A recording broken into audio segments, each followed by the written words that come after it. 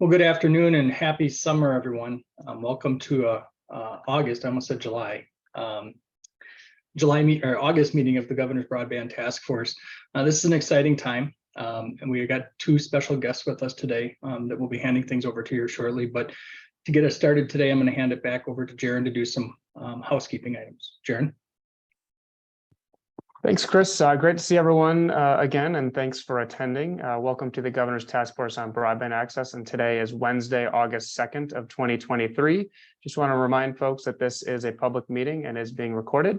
We do have a meeting agenda available on the Public Service Commission events calendar and also on the Task Force webpage. I know we're all up to speed on this at this point, but just if you can, please maintain your audio quality and mute when you're not speaking. And then any members of the public, we do have a public comment period that is actually at the end of the agenda today. So if you'd like to make a public comment, that would be your time to do so. And other than that, I'm going to go ahead and do a quick roll call here so we can know who is all attending. Chris Meyer. Here. Biko Baker. Marta Bechdahl. Here. Brittany Beyer. Here. Sal Carranza. Here. Lori Collins. Present. Doug Cox. Here. Angie Dickinson. Good afternoon. Emily Dittmar. I'm here. Celeste Flynn. Here. Chris Herjong. Justin Hebner.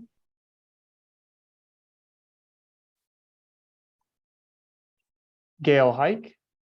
Hello, everyone. Barbara Koldos. I'm here. State Senator Markline or staff. Jose Martinez. Present. State Representative Mursaw or staff.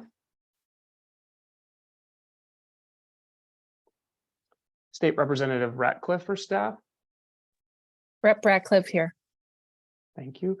State Senator Path or staff.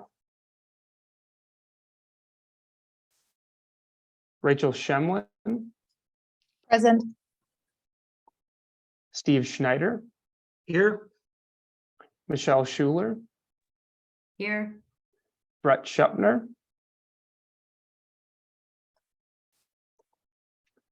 Jennifer Schilling. Chet Streeb.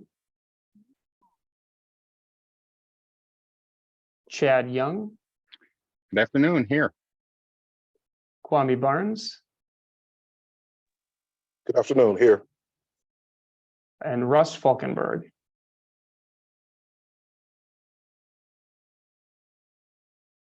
I can keep an eye on the attendee list, but did anyone join that I didn't get a chance to acknowledge their presence? Representative Jeff Mursaw is here. Thank you. Take note of that. Jaron, this is Russ Falkenberg. I'm here as well. Thank you, Russ. All right, and since we're doing public comment at the end, I will hand it back over to you, Chris. Thank you, Jaron. Again, welcome everyone. We have two guests here today, two esteemed guests that I would like to introduce. They're going to speak one right after the other. The first is Governor Tony Evers. We're all here serving on this amazing committee and task force because of the efforts he's put forward. And he's got a few remarks for us. After he's done speaking, he's going to hand things over to Chairperson Bulk, who's going to also speak on behalf of the Public Service Commission today. So with that, I'll hand it over to you, Governor Evers. Well, thanks, Chris, and good afternoon, everybody. Can you hear me? I just want to make sure. See some shaking the head. Yes. So it's great to be here, and I want to start by thanking everybody for their amazing work and efforts to finish the task force most recent annual report. This report, like each annual report before it, is a critical part of guiding our work to get all of Wisconsin connected to affordable and reliable high-speed internet. And I'm incredibly grateful for this board's continuing efforts towards this goal. It's a very important goal. And we all know that access to affordable, reliable, high-speed internet isn't a luxury, it's a necessity. And these days, nearly everything about our economy, our workforce, our way of life depends on access to high-speed internet. And the longer it takes to get everybody connected, obviously, the more costly it will become for a state to do that catching up. That's why I created this task force and declared 2021 as a year of broadband access. And that's why we've worked to deliver historic investments in broadband expansion over the last 4 years. And we're proud of our investments because they help more than 395,000 homes and businesses get new or improved broadband services. In fact, thanks to the efforts of this task force, no administration in the state's history has done more to expand access to high-speed internet than we have. And that's something we should be darn proud of. For 3 years, this task force has played an important role in the state's ongoing efforts to bridge Wisconsin's digital divide. And together we found ways to improve internet access, affordability, and adoption in our state. With the most recent report to help further steer our work, we'll continue to deliver reliable, high-speed internet to every part of Wisconsin. From parents and small business owners to farmers and healthcare professionals, it's clear that broadband access impacts everybody, and it's essential for economic development, rural prosperity, and community health across our state. And yet, as many Wisconsinites, we know that high-speed internet is still just out of reach. That's why my budget proposal, and I know you know this, included a historic $750 million investment to continue expanding broadband across the state. That's 4 times more than our already record-setting investments over the past 4 years. Unfortunately, while we were able to find bipartisan agreement on several important issues, this wasn't one of them. And in the end, the legislature sent me a budget that provided 0 state dollars for broadband expansion. Disappointing, but while, yes, there is federal funding coming through our state through the bipartisan infrastructure law, this will have a tremendous impact on our efforts. We need additional state investments to truly and finally close that digital divide.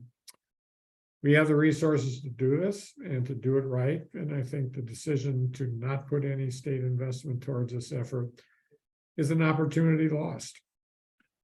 Now is the time to invest in this critical utility so that we can continue to compete in the changing landscape of our global economy. And to do that, we need continued support of partners and advocates like all of you in this task force. So I am so pleased to be with you here today and to thank you for all your work. And I look forward to how we can continue this effort in the years ahead. So thanks so much, appreciate it. And now I'm going to hand this over to Chairperson Bach to say a few words. And by the way, it's her birthday. Happy birthday, Becky. Thank you, Governor. It is my birthday. There's no place I'd rather be than with all of you right now. Because first and foremost, thank the governor for his support. His support has been just unending, and it has been constant, and we are all the better for it. And yes, while it was certainly disappointing, the outcome of the budget, we are undeterred, and we will close the digital divide. I have no doubt about that. But really, the reason for me being here is to give each and every one of you my very heartfelt and genuine thank you. It takes time and it takes effort, and you all have your day jobs, but the dedication and your tireless pursuit of helping all of us reach our goal of bridging that digital divide are apparent. And in my opinion, these task force reports just keep getting better.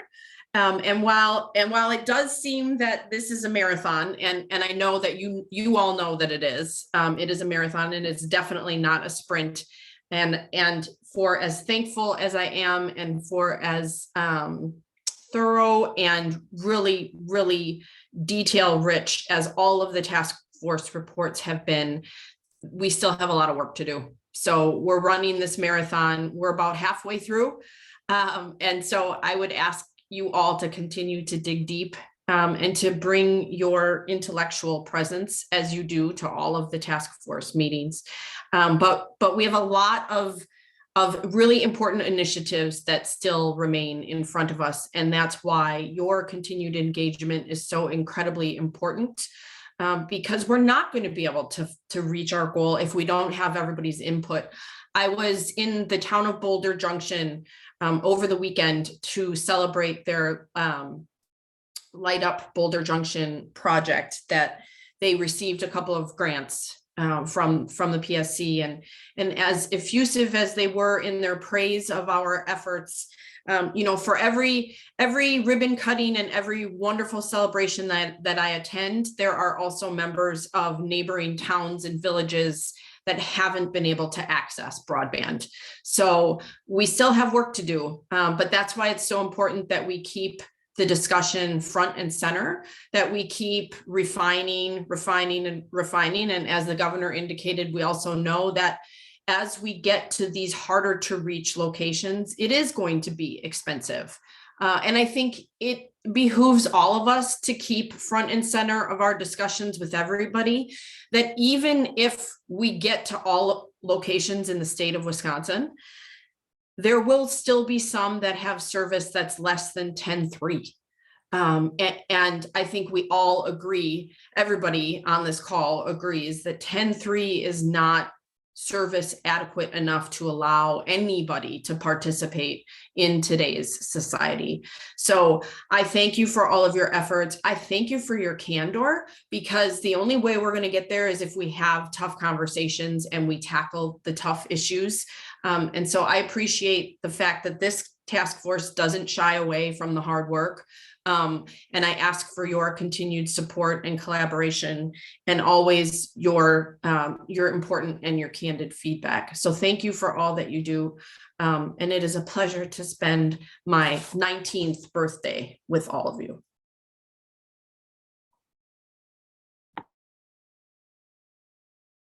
Well, thank you, Governor Evers and Chairperson Balk, and happy birthday. 19, maybe in a couple of years, we'll still be meeting. We can get together and have a drink once you turn 21. Thank you, everybody on the task force as well. You know, this has been a really neat experience for me over the last year chairing this group. You guys have been very engaged. You've certainly been present at all the meetings, and I think we've produced some really good work. And I shouldn't say we've produced work. We've produced some really great ideas that the Public Service Commission staff have put into some really productive documents that I think have provided some guidance to the legislature and others. So thank you again for that. But we are here to work today. This is not a vacation day. So we're going to hand things back over to Jaron to talk a little bit about the 2023 BEAD report. Jaron. I'm sorry, Actually, annual report. Sorry, Jaron. Yeah, so you know, as folks were aware and was communicated on Friday, June 30th of 2023, the Governor's Task Force on Broadband Access, we submitted the 2023 report to the Governor's Office and Wisconsin State Legislature. And then on July 10th, again of 2023, Governor Evers actually announced the release of that 2023 task force report via a press release that I believe I shared around with the group as well. So, you know, I don't know if I need to necessarily summarize everything that was encompassed within the report. I thought, as was mentioned by Chair Vaughn and Governor Evers, it was a really productive report and provided a lot of insights for stakeholders and policymakers and the Public Service Commission and other stakeholders in Wisconsin. But this is really an opportunity for us to kind of take a moment and pat ourselves on the back, so to speak. So, you know, on behalf of the commission, I certainly wanted to thank you all for your efforts in that task force report. I think we did a good job summarizing the work of this past year. And as was mentioned, there's certainly more work ahead. So we're very much looking forward to that. But this is really kind of an open time if folks had anything that they wanted to share or reflect on over the past year, or things that they maybe wanted to focus on going forward. This is largely an open-ended agenda item just to celebrate.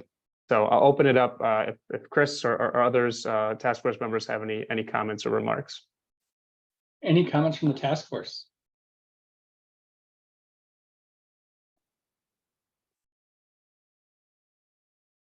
I will add, Jaron, that I had a couple of opportunities to speak to media after the report came out. I think it was Wisconsin Public Radio and Journal Sentinel, a few other places. All very interested, all very focused on the changes we made to the goals and understanding what was going, why that was done. But I think some good press on it. People were paying attention, and so good information going out. Any comments from the task force on the report? I don't have a comment on the task force report, but I just wanted to say thank you so much to the broadband staff. This was my first year participating as part of the task force, and really kudos, and the hard work goes to you guys. You just make us look pretty. So thank you so much, Jaron, Rory, and Alyssa, and your team there at the PSC's broadband office. Well said, Barbara. Anyone else? Let's see, Representative Ratcliffe. Thank you. I just wanted to know, you can hear me, right? Yep. Okay, good.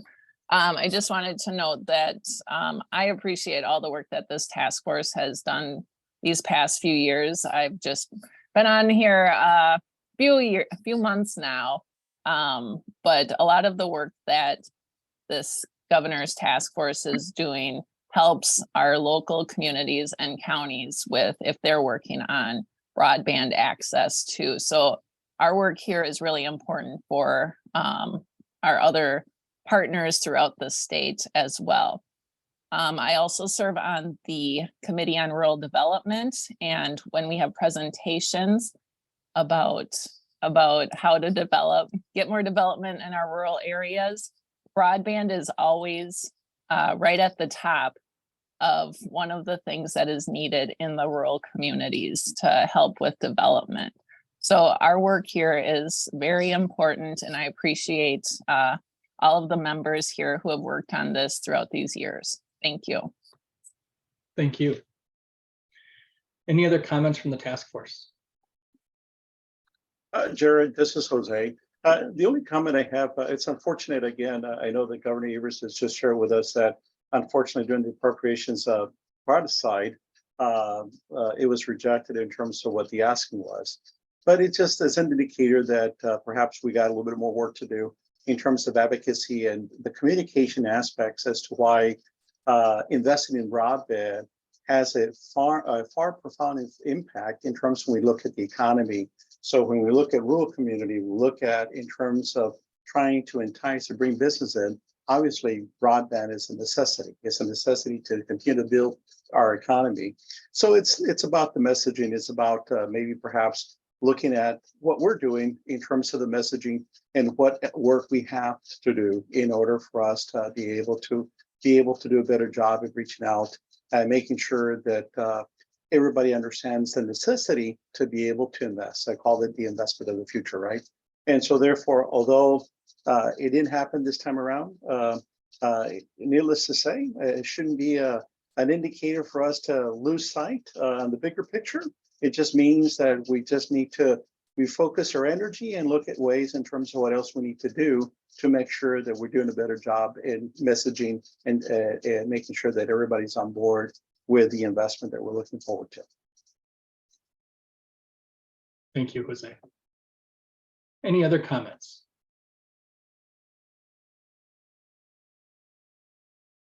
This is Sal Carranza, Chris. I just want to also thank all the staff, your staff, Jaron and you and Alyssa and everybody else that have been so supportive. I mean, you do an amazing job in leading us.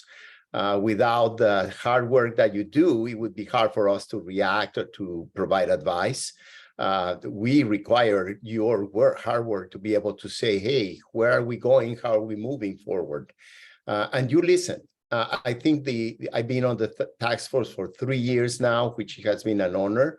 And every time I see an improved report, I see a report that is more specific, more focused, more equitable, And I thank all of that, both to our fellow board member, task force members, but in particular to all the staff. Thank you. Thank you for everybody for all the hard work that you do.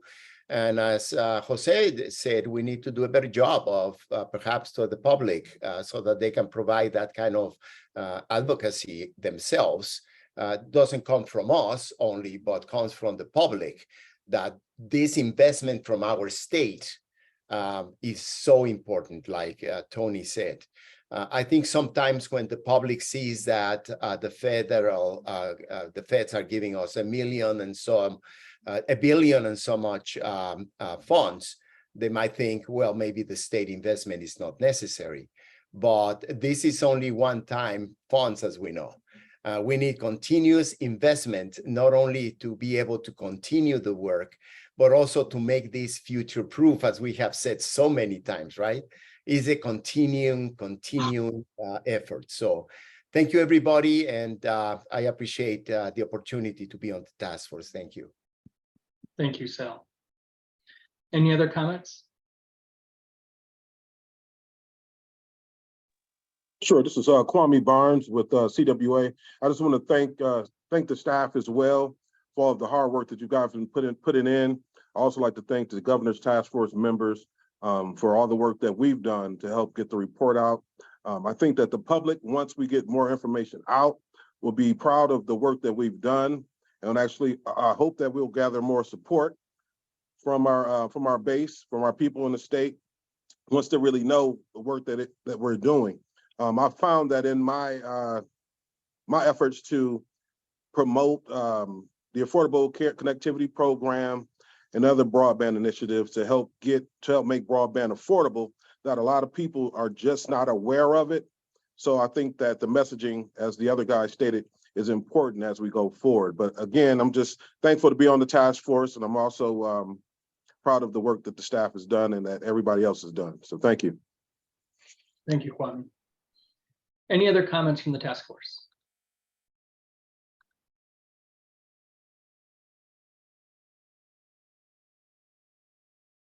Okay, we will move on.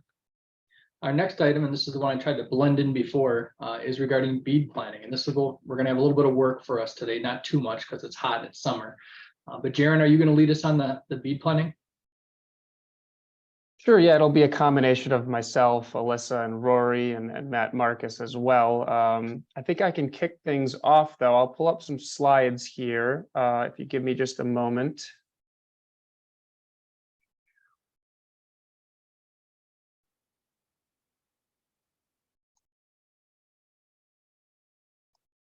Can folks see those all okay? Should say bead planning. Looks good. Great. So, yeah, today we really wanted to dive in a bit deeper on some of the PSC and broadband office bead planning activities and kind of the things we're focused on right now, heavily kind of being in that planning phase. But yeah, I'll do a little bit of level setting, a little bit of information about the listening tour and comment period that we have out right now, kick things over to Rory and Alyssa. And then we will have some key questions for you all that would be particularly helpful for us as the commission to get some feedback on. And we'll break out into small groups to do that. Yeah, so I think we can go ahead and get things started. So I know everyone's aware with this, but the BEAD program means the Broadband Equity Access and Deployment Program, established by the Infrastructure Investment and Jobs Act, IJA, also the Bipartisan Infrastructure Law, Internet for All Initiative, often referred to. So that's about 42 or so billion nationally, generally for infrastructure deployment, but it's allocated to all 50 states, DC and the territories as well. As folks likely saw, Wisconsin and all the allocations came out. Wisconsin is set to receive $1.055 billion and change, not to downplay $823,000, but $1.055 billion that rolls off the tongue better. So that's Wisconsin's allocation with the general program goal of providing every Wisconsinite access to reliable, affordable, high-speed internet. So as I mentioned earlier, the PSC has been or will administer the BEAD program for Wisconsin, and we've been engaging in various planning and outreach efforts. But most notably, excuse me, I want to highlight a current document that we released recently and is currently out for comment. So in the spring of 2023, Public Service Commission held an Internet for All Wisconsin listening tour, which was a series of 9 in-person, geographically distributed across the state, and then 2 virtual interactive meetings, really focused advising the commission on how they develop their BEAD 5-year action plan and the digital equity plan. So today we're focused on the BEAD program, but generally that was what the purpose of the Internet for All listening tour was. So we asked several questions of the participants. We had over 300 attendees across all the various formats, in person and virtual. But we asked them a lot of questions, one being, what is your vision for a more connected Wisconsin? And you can, some of those 5 bullet points are what were some of the key or common responses that we got. And in the interest of time, I probably won't fully flesh them out, but things like access to telehealth, improved health outcomes, aging in place, remote work opportunities, et cetera. So they really had great visions for what a more connected Wisconsin would look like. We also asked questions about key barriers and considerations. Again, I won't list all these, but things like the cost of broadband subscriptions, the business case and financial challenges when it comes to location and geography, workforce and labor, data, et cetera. And then we also asked them a question about the key role of the Wisconsin Broadband Office. And that was particularly insightful, at least for me, at some of the, I didn't attend all of them listening to our sessions, but I attended several. And things like how we communicate and learn, and messaging and guidance and technical assistance that we provide, and the equity of our work, and how we also message to the public and stakeholders, and how we can simplify that message, provide facilitation, et cetera, those sort of things. So this is all summarized in a very nice document on our ERF, or electronic records filing system. If you'd like to go check that out. It is currently out for comment. It is under the docket 5-BP-2023.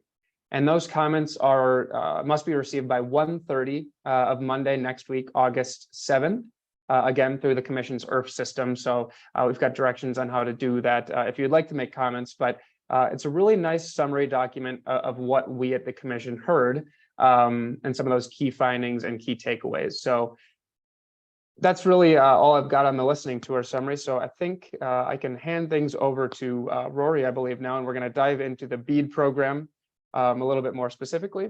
So I'll hand it over to you, Rory. Thanks, Sharon. So, I've got the timeline up here, and I think I've shown you this before, but it's good to just refresh where we're at and where we're headed. On the left here, we're kind of really now at the pivot point from outreach, feedback, stakeholder engagement, to kind of writing a plan, writing our implementation plan as well, and figuring out how to actually make this happen in the next couple of years. So just wanted to refresh everyone on the timeline. We all have you here today in a little bit of a special session with Broadband Task Force, because we're sprinting towards the finish of our BEAD 5-year plan. That's going to be due August 28th, but realistically, we got to finalize our content in the next week or two here, and then polish and approve and everything else. So, we'll be talking about this later in the meeting, but we'd really love to have your feedback on some key questions. And just, as you're sitting here thinking, listening throughout this presentation, Alyssa will go next, please write down some notes, write down some feedback.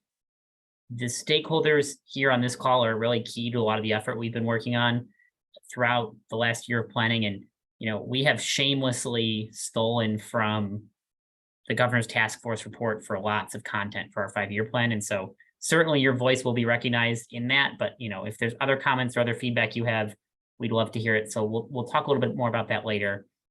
Going into fall now, we'll be doing the initial proposal. The initial proposal is kind of actually a 3-part document, but at a high level, it's going to be kind of 2 main things. One, developing kind of the comprehensive map of what actual locations, which buildings, which broadband serviceable locations we are going to provide funding to. And it's also going to include kind of the raw, I kind of think of them as application instructions.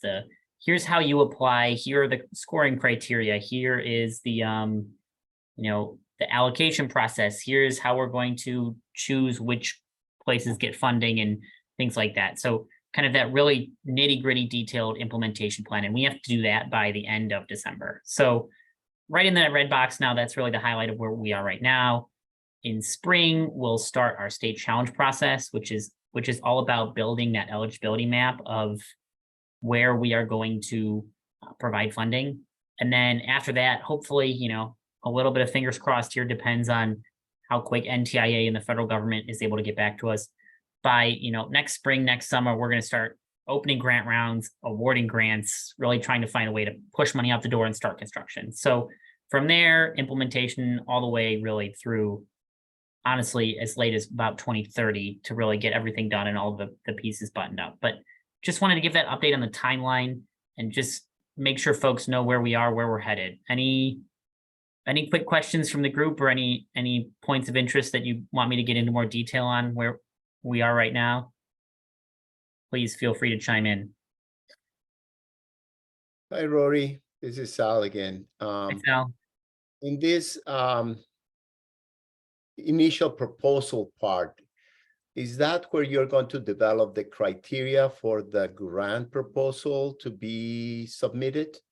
Exactly. That's going to be very important. If we are going to be participating in helping you, we need to look at that criteria. What criteria is appropriate to make it equitable, right? For example, it would be nice that we could see what criteria you will be using for people to submit their proposals for the grants. Yeah. So that initial proposal, we are, that's the next step after we get through this 5-year plan, I think. So I think there's some plans and some real intent to, again, lean on you all, folks on this task force, the public, really everyone we can, every stakeholder we can get our hands on, to give us some feedback about what we think makes the most sense for, scoring criteria. I think I heard in your voice there, affordability, things like that, figuring out ways to make sure that that's a priority when we implement. We'll be looking at a lot of that, I think, later this fall, but certainly that'll be something. It's a requirement of the federal government that we put that whole proposal out for comment. So, certainly we'll listen to you along the way when we're writing it, but we'll also have a very formal comment period as well to make sure we capture absolutely everything. So absolutely right on, Sal. We're really focused on that too.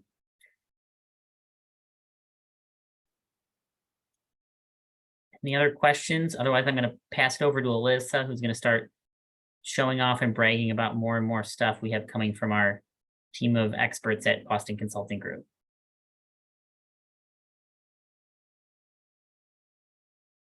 All right, Alyssa. Sharing her slides. Got them. Looks good. Oh, and now I'm off mute. Sorry, everybody. So I just wanted to sort of provide the group an update.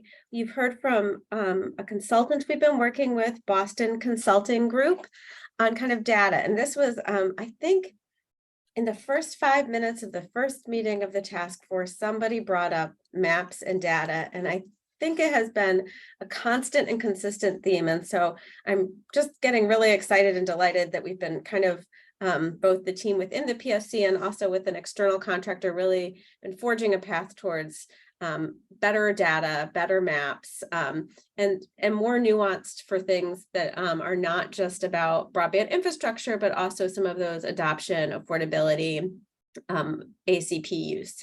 And so I just wanted to, we're close to deliverables, but not quite there, but I just sort of wanted to frame up for task force members kind of where we are with this thing. We've been calling it broadband intelligence, but just a real high level informing policy, informing planning, contextualizing the burden. So how much are people really paying of their sort of available resources for broadband, letting our office do what we would call scenario planning. So, what happens if a project looks this way, or we do it in this order, and then also tracking changes towards our goals over time. And so this broadband intelligence sort of set of tools and data is something that we anticipate to be updated annually, so we can measure the same things again and again. And so we did it in kind of what we call two categories. This is sort of the funding that I think everyone's aware of over on the left, but that access, but we also really asked our contractors and our staff to dig in on these kind of equity, affordability, and adoption questions.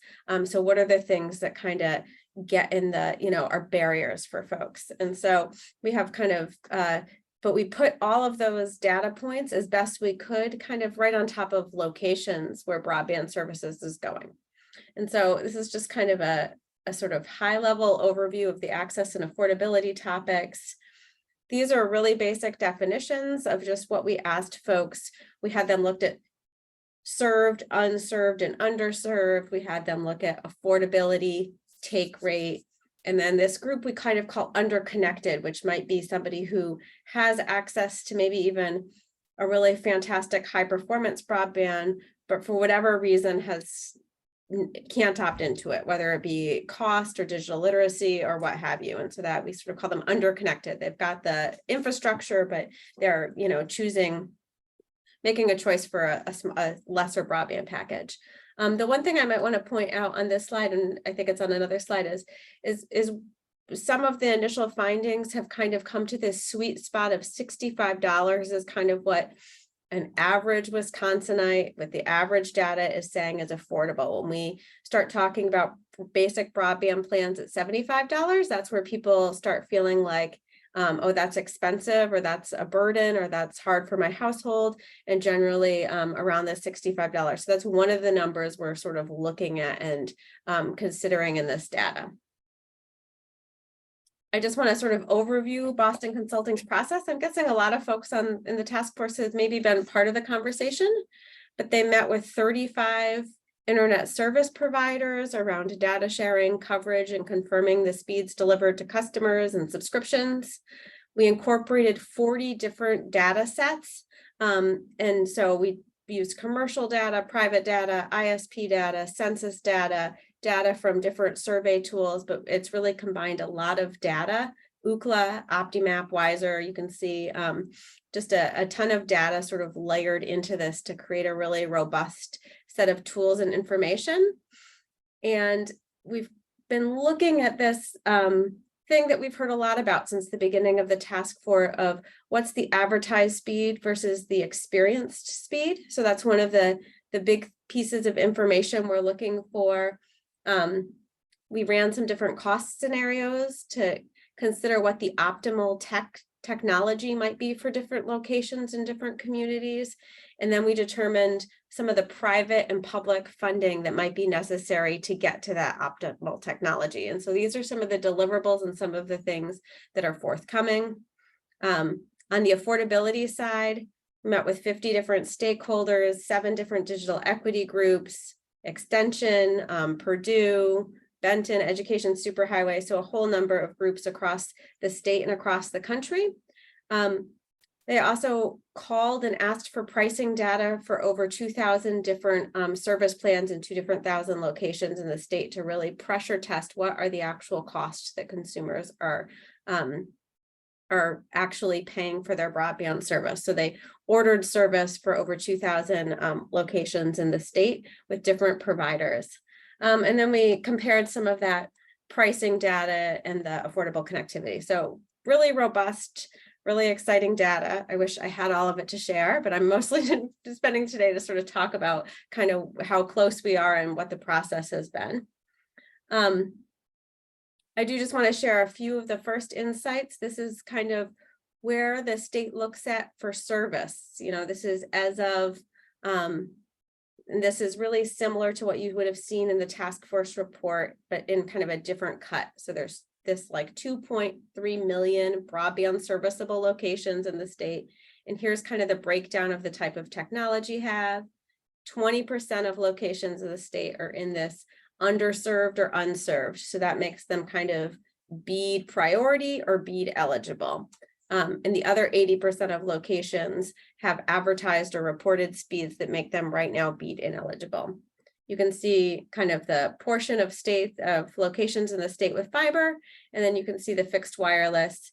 You can also see in this little Wisconsin, kind of the number of locations, so not the percent of locations, but kind of just the total number of locations by county. So where there might be a higher number of locations that really have unserved and underserved, you see that darker red. We did a great campaign to increase our Wiser survey. So that's the Wisconsin Internet Self-Report.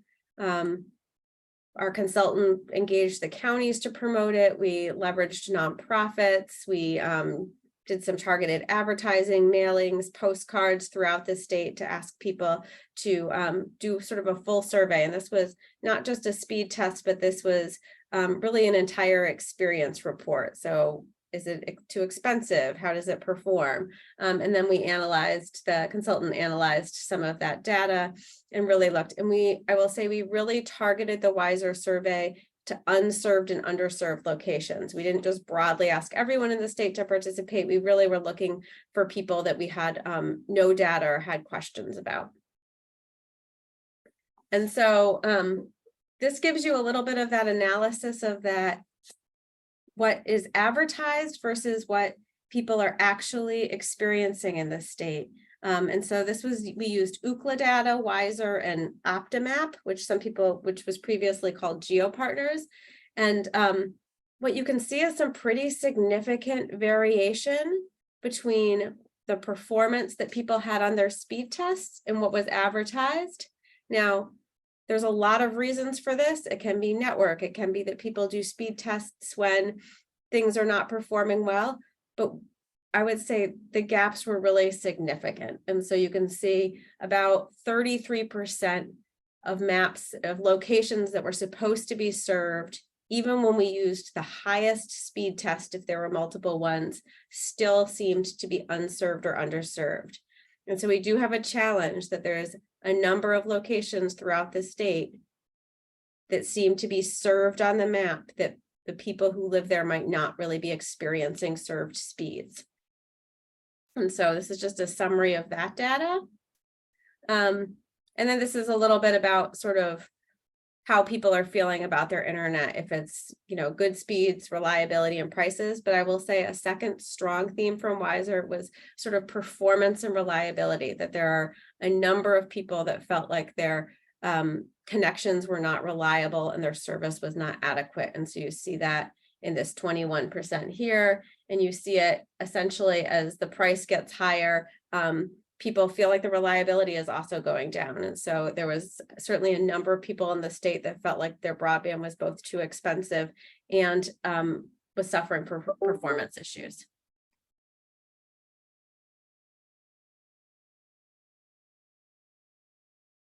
I've just got two more and I'll be really quick so we can move on, and then we'll make sure to keep on sharing these findings with folks. But we also had them look at take rate and the people who decide not to subscribe. So these are people who maybe have access but are not subscribing.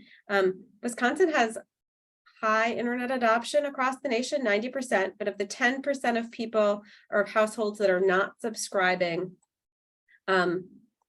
they looked at and they found cost burden to be the biggest indicator. So the biggest barrier being cost, and then the other ones being related to reliability, digital literacy, access to devices, and availability, or actually not availability. This was for everybody who has it. And so just a sense of what are those barriers for people who have access but are not subscribing. And so this is just kind of a breakdown of kind of those top things, with cost really ending up on the top. And that fits with many of the task force recommendations and continuous concerns about affordability and ongoing discussion. And so it's nice to see that recommendation reflected in the actual data now that we're collecting it. And finally, and I think Mr. Barnes said this already, but we had them really dig into our affordable connectivity program data. We looked at some of the top counties that are really doing very successful campaigns. Credit to United Way of Greater Milwaukee and Waukesha County. I might be saying that wrong. And their Tequity program, there's really, in that sort of corner of the state, we're really seeing a number of counties that have very high adoption. The state remains above the national average, but there's still more work to do. There's lots of households that are eligible for ACP and are not taking advantage of it.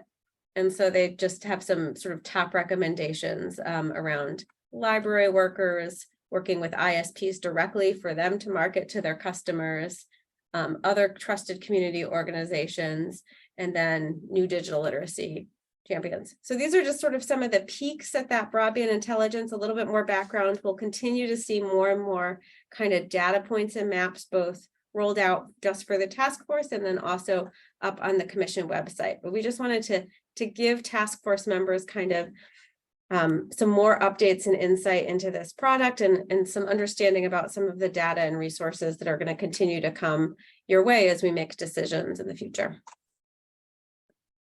I think after not leaving any space for questions, I am going to stop talking and now leave space for questions.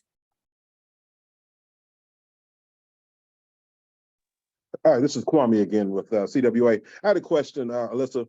In regards to the ACP program, I was in Chicago talking to a representative there, and he had advised that if someone signs up for a new tablet or a new phone, which I see a lot of people doing within the city, if they sign up for those new tablets or phones, will that prevent them from getting the discount for broadband service because they've signed up for that tablet? And then if so, is there anything that we can do to at least promote that information, or I guess help people who, you know, opted for the tablet or the phone, and then when they realize that they could have gotten discounts for broadband? Is there something that we can do in regards to that? Yeah, so I think the answer is basically people can have one ACP discount per household. And so if someone were to use it on a mobile plan, like they used it on like they added data to their smartphone, or they used it for like a tablet device, and then they subscribe to some data plan on that tablet from whatever provider, then that would prevent them from using that discount to a home, like to an additional subscription, because there's a limit. And so yes, there's one per household, and that definitely is a concern. I might just do a quick add that the commission recently stood up an internet discount finder. I'm sure one of my colleagues will quickly put it in chat because I can see them typing away. But the goal of that was for people to kind of get encouraged or driven. You type in your address, you type in your qualifications, and you can see, but we really focused on providing options for home fixed wire broadband service, not sort of all options. And so the goal of the internet discount finder was, one, to help people find free and discounted internet, but two, to kind of drive people to understanding that those discounts might be best applied to a home broadband subscription. But really, as a consumer, it's really a consumer choice. And once they make that choice, they can switch providers, but you know, switching providers is can be its own challenge. I will say it's one device though. You get one device per household, period. Okay, thank you for that explanation. I appreciate it. I would also just add a little, it sounds like there might be some nuance to that situation, but eligible households can receive the monthly discount towards their internet service or you know, a phone bill potentially, but they also can receive that one-time discount on a laptop or computer or tablet if the participating provider is there. So at least that's my understanding of the ACP program. So it depends on kind of the nuance of that question. But okay. Yeah.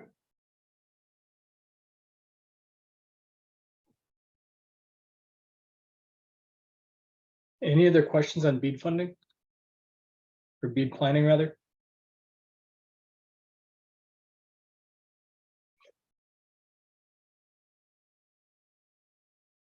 Everybody's gonna say we have questions for all of you on BEAD funding now, so that's good that you don't have any questions for staff.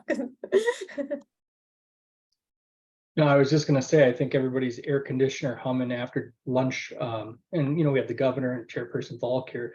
It's easy to start to get a little nappy this time. So I think we need to work our brains a little bit. All right. Should we talk questions now, or did I jump the agenda, Sharon? that sounds good to me. All right, so we've got some time left and we don't want to spend all day on it, but there's just been some sticky questions that we've had and we've been dealing with as we build our plans. And and look forward towards implementation. You all are experts and have good perspectives that we've really appreciated over time. And so we wanted to kind of pose these questions to you and just get your feedback and see what you were thinking. And so we're going to do a break. What we're going to do is we're going to do some breakout rooms, and we're going to have 3 main questions we're going to have you tackle, and then we'll come back into the group as a whole to tackle one last one. But the first 3 questions here are really focused on when we're talking about implementation and making sure that we're allocating funding, how are we doing it the right way? Or, what are some of the barriers or challenges? And so this first question is, how should PSC ensure that project areas are viable for network construction without leaving any locations behind? I think this is I asked the question like this, but there's a lot of ways to ask this question. And it's really, there's this challenge of, we want to make sure that we fill in the whole map. We have to get out a marker and really paint by numbers and fill in the whole state of Wisconsin. But we know that broadband networks are built, from city centers, from urban areas to more rural areas. And we want to make sure when we fill in that map, we're doing it in the right way. And we're grouping locations together and making sure that folks are, building viable projects, but also not skipping anybody along the way. So that's a pretty sticky problem for us. So we're looking for some feedback on that. The second question is, what should PSC do if no providers submit a proposal, or really nobody's interested or able to serve a location? And there's lots of very remote areas in this state. We think that we'll offer funding or make funding available for those locations, but for whatever reason we might just not be able to do it. So if you have some advice on what to do, or if you have ideas on how to mitigate that situation, we'd love to hear that too. And the last question, and I think this one is a really tough question, and we'd like to find ways to support, but sometimes we're not sure what the role of the state should be here, is, what role should the state of Wisconsin have in facilitating workforce readiness as it pertains to building, designing, maintaining, operating broadband networks? So those are our 3 key questions, and there's lots to chew on there, and we're going to have some great facilitators running some breakout groups. So I think right now I'll have Jaron bump us to breakout groups. We're going to target maybe 20 minutes to chew on those 3 questions. So not too much time, but please join us in breakouts. We'd love to hear your opinions.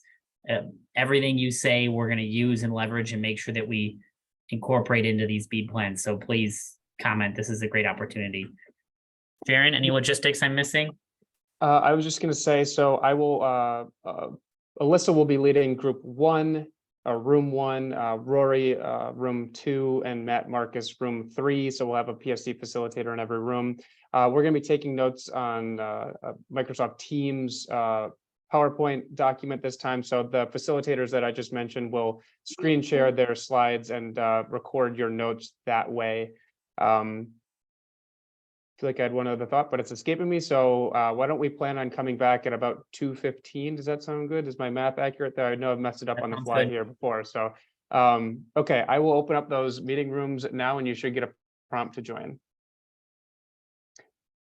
And while task force members and staff are joining a meeting room, I will say that there are probably several members of the public or PSC staff that haven't been assigned. If you would like to be assigned, please do let me know. I just didn't want to make any assumptions about PSC staff if they're doing other things, or if there's any members of the public that would like to be put in a breakout room, please let me know and I'd be happy to direct you.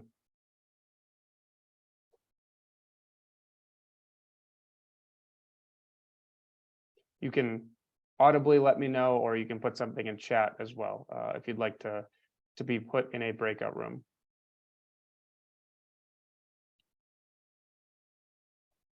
Otherwise, you're totally welcome to wait in the main waiting room until we return. It's a tongue twister.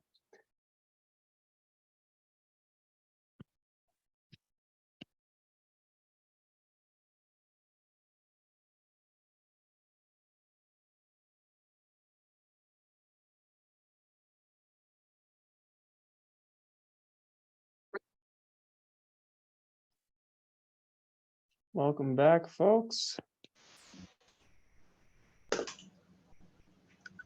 I hope that was enough time and not too frantic, but we'll turn it over to Rory here, I think, to Yeah. debrief a bit and talk about other stuff. Yeah, I think we're squeezed on time, maybe just 10 minutes left in our meeting today, so we might jump straight into our last kind of group question, but I'll say in my group, lots of good discussion. I have more notes than I can take down as people talk, so thank you all for that.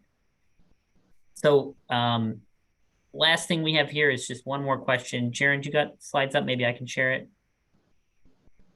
I can do that quickly here unless you've got it readily available. No, go ahead. So I'll just start talking. So I think that the last question we're trying to wrangle our way through is there's all these different circumstances that we need to target when we're building out and giving out money in the next couple of years. And I think, the question is a little bit, how do we accommodate all those? Should we put them in a sequence or should we run them all at once? And I think just to give some context, think about, a situation where we have some line extensions that need to happen in a neighborhood that's otherwise well served.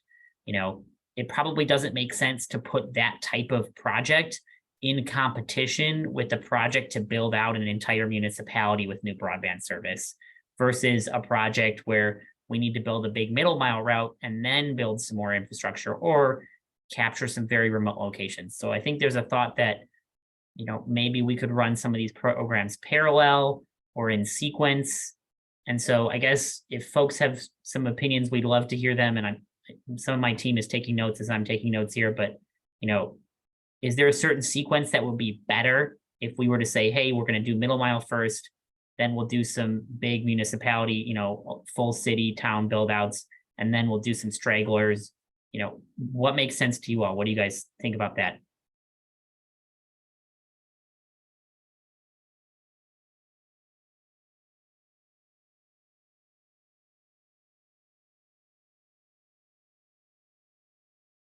Yeah, this is Lori Collins. I do think it is really important that we make sure we have the middle mile available everywhere that it's going to be needed.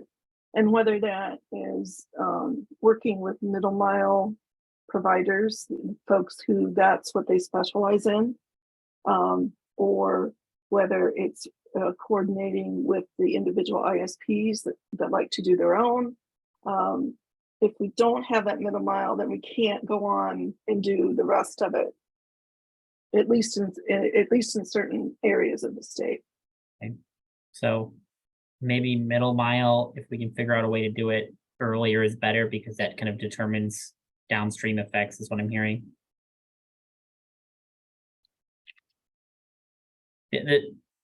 I'll keep going and please feel free to chime in as I'm talking, folks. But I think that the other question here is, our state broadband expansion grant program has historically been very fluid and open-ended.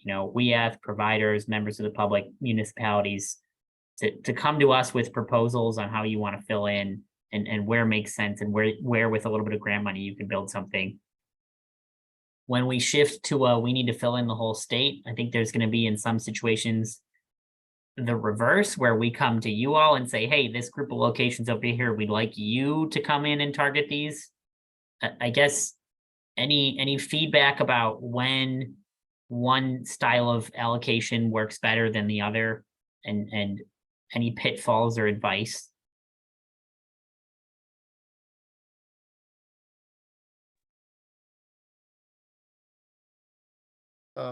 Just one thought that we have throughout our conversations, we have been talking a lot about that very difficult location to be able to construct, to be able to reach, but we should also focus what is going to be able to reach the most of our residents in the state. And then we can talk about the difficult locations, the difficult last people that we might be able to reach eventually. Right. Because I don't want to lose sight of what is the better good, which is how much we can actually expand good service and then we can start moving little by little into the most difficult areas to serve. I think we shouldn't lose sight of that by trying to say, how can we reach this last little guy in there in the forest, or last little person that we might provide the construction, but they don't want to adopt. Let's try to really look at the big picture of providing as much as we can in the best way possible, in the most equitable way, so that can eventually say, we can then focus on this other very difficult to reach residents. Absolutely. Kind of don't lose the middle when you're searching for those very furthest last, is what I'm hearing you say, Sal. Thank you. All right, I think we got about 30 seconds, maybe a chance for final words from anyone. Otherwise, I'm going to kick it over to Jaron to wrap us up for the day.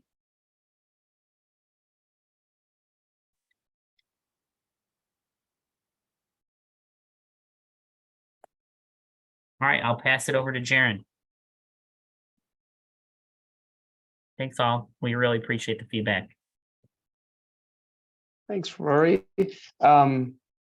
Yeah, so really appreciate the conversation today, but as folks noticed, we didn't do public comment at the top of the meeting due to our guests that joined us. So we're going to be doing public comment now. So now is the time where we will allow for that public comment.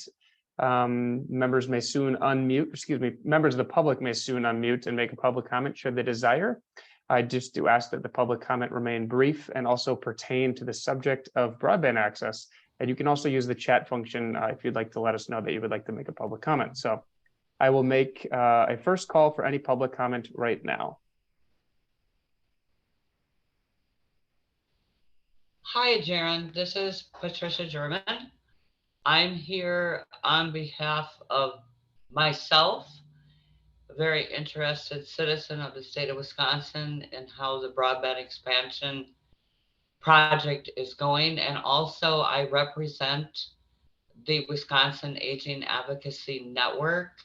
I report to them monthly on all of the governor's broadband task force activities, meetings, and I am just very proud to say what a great group the governor has brought together to bring broadband to all, and I'm very confident in your efforts and very glad that I've had this opportunity to stay informed. I've been on the project for the last 2 years, listening to the meetings.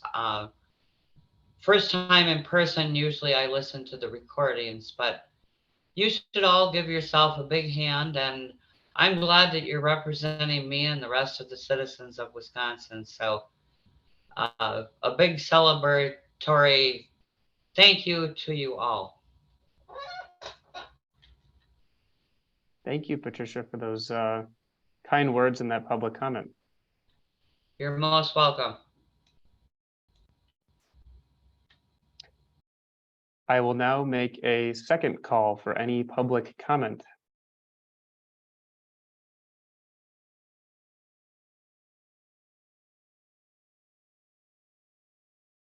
And a last call for any other public comments today.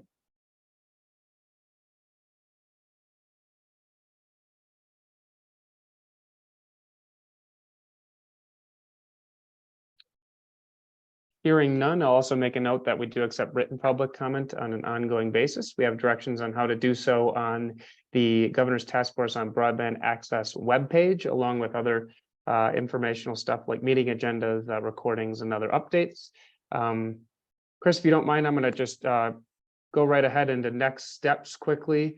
So stay tuned for future task force meeting dates. This August meeting date was kind of a little bit of a, I don't want to call it a one-off, but it was timely in the fact that we're at the PSC focusing on this BEAD 5-year action plan. But commission staff will be reaching out to folks about continued membership on this task force. But generally speaking, I think it's fair to assume that unless you reach out to us specifically or we have direct conversations, we are going to assume that folks can and will continue to serve on the task force. But like I said, I'll be following up with more direct communication about that. But generally speaking, we will be assuming that you'll be continuing on, and we're very grateful for that too. So, excuse me, I don't have any other comments, so I'll hand it back over to Chris for any final words and adjournment. I don't have any great final words other than thank you again, everyone. And look for those emails. I hope everybody who's served on this task force considers continuing to serve, because I think we've had a lot of very good comments today, and they're true. It's a good group. We've done a lot of really good stuff, and I could tell it was summer. It's tough to meet and talk about these things on a nice summer day like today. And thank you for making the time. But with that, we'll consider this meeting adjourned, and hope to see you back here in a couple months. I assume when we bring the task force back together. Thank you, everyone. Thanks all. Thank you. Thanks, everyone. Everyone.